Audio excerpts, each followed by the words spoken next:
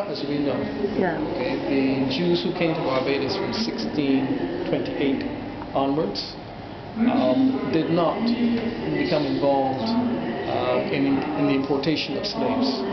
Many had more than one slave. A few had 67 slaves. We know this from their wills. But they were not involved in the wholesale importation of slaves, as say like in Suriname and in Curacao, even in Brazil. But what they brought to Barbados was the knowledge of growing sugarcane and the windmills. Peter Blauer, a Jew originally from Holland, going to Recife, Pernambuco in Brazil, brought the knowledge of sugarcane here in 1640. And then through David Raphael de Macardo, who was in our graveyard, the triangular grave you took a photograph of earlier, he brought the windmill to Barbados. So shortly after his arrival, they had over 500 windmills spread around the island. We had as many windmills per square mile as Holland. Okay? So we had green energy long before anyone else. Right.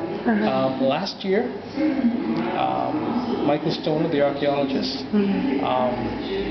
rediscovered the mikveh, which is the oldest mikveh or spiritual bath in the Western Hemisphere.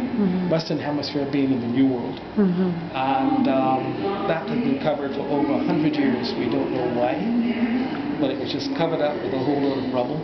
We're now putting a building around it, which is the rubble wall construction going on to protect it for future generations. Okay? That in itself was built, we believe, sometime around 1652. So again, it represents a very, very good find for part of our heritage here. Now, when the Jews came to Barbados, they brought trade, they brought information, and so they brought culture. So from that, Barbados evolved into the community that we have today.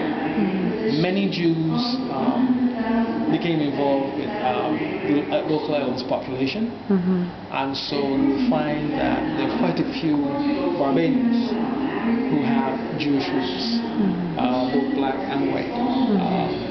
Descendants of these Jewish people. Okay? So we have that there today. Some of them have come, well, not some, but many have visited here and declared their roots. But they have said, well, whether they will return or not, they're not sure. It has to be a family decision. And so they're welcome, I'm sure, if they want to return. I don't think there'd be a problem there. Okay, so we have that. The museum itself is not a museum